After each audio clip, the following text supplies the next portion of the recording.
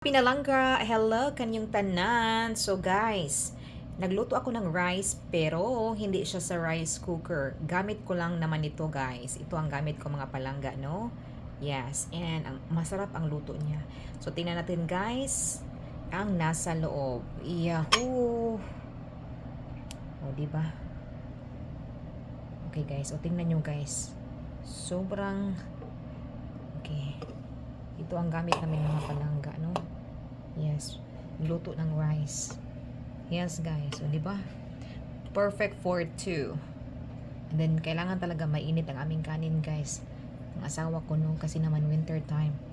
And then good for one meal lang. Di ba? Ito ang ginagamit namin pinalangga. Tapos mainit siya sa ilalim guys.